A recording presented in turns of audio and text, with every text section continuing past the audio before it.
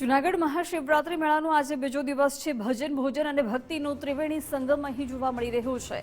ગિરનાર પર્વતના પાયે આવેલું છે પવિત્ર દામોદર કુંડ।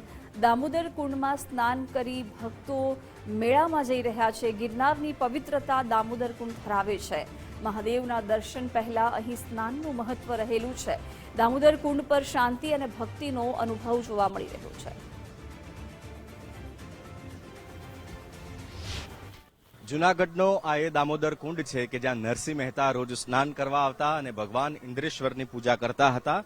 એક લોકવાયકા મુજબ એવું કહેવાય છે કે ભગવાન શ્રી કૃષ્ણએ પણ અહીંયા 52 વખત આવવું પડ્યું હતું। જૂનાગઢ આપ જ્યારે આવો છો ત્યારે આ દામોદર કુંડની મુલાકાત અવશ્ય લેજો। મહાશિવરાત્રીનો હાલ મેળો ચાલી રહ્યો છે અને મોટાભાગના શ્રદ્ધાળુઓ જ્યારે દર્શન કરવા અહીં આવે છે ત્યારે દામોદર કુંડમાં ડૂબકી લગાવવાનું અચૂક યાદ રાખે છે, કારણ કે આ કુંડનો મહિમા ખૂબ અલગ છે।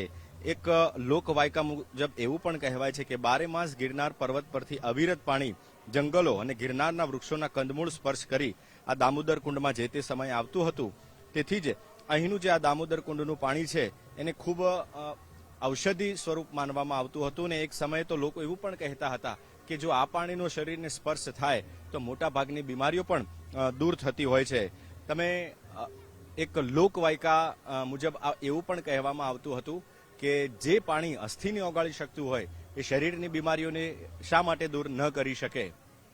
સૌરાષ્ટ્રની રસદાર નામનું જે પુસ્તક છે એમાં પણ ઝવેરચંદ્ર મેઘાણીએ ઉલ્લેખ કર્યો છે વીર માંગડાવાળાનો, અને વીર માંગડાવાળાના જે અસ્થિ હતા એનું પણ વિસર્જન આ જ કુંડમાં કરવામાં આવ્યું હતું।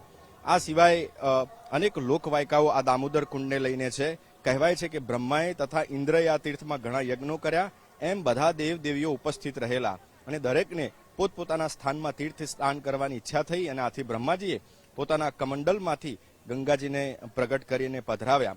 બીજા તીર્થોને પણ ત્યાં બોલાવ્યા। આમ આ કુંડમાં ગંગા, યમુના, સરસ્વતી, નર્મદા, સિંધુ, કાવેરી, ક્ષિપ્રા, ચમર્ણવતી, ગોદાવરી જેવી નદીઓએ ત્યાં વાસ કર્યો અને બ્રહ્માના નામ પરથી જ આ કુંડનું નામ બ્રહ્મકુંડ પડ્યું છે। બ્રહ્માના વચનથી સૌ દેવતાઓ અહીં દામોદર સ્વરૂપે બિરાજ્યા અને તેથી આ તીર્થ દામોદર તરીકે ખૂબ પ્રસિદ્ધ અને જાણીતું થયું હતું।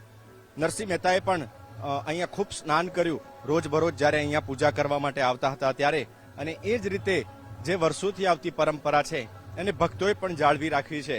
મોટાભાગે લોકો અહીંયા અસ્થિ વિસર્જન માટે આવતા હોય છે સામાન્ય દિવસોમાં, પણ હાલ છે એ મેળાનો માહોલ ચાલી રહ્યો છે અને દરેક લોકો જ્યારે ભવનાથ તળેટીમાં જાય છે, ભગવાન શિવના ચરણોમાં શીશ ઝુકાવે છે અને ત્યારબાદ રિટર્નમાં આ દામોદર કુંડમાં આવે છે, અહીંયા સ્નાન કરે છે અને આ પવિત્ર પાણી છે એને માથા અને ચરણ સાથે સ્પર્શ કરવાનું ભૂલતા નથી। કેમેરામેન સંદીપની સાથે જેડી ગુજરાતી, જૂનાગઢના દામોદર કુંડથી ગુજરાત ફર્સ્ટ।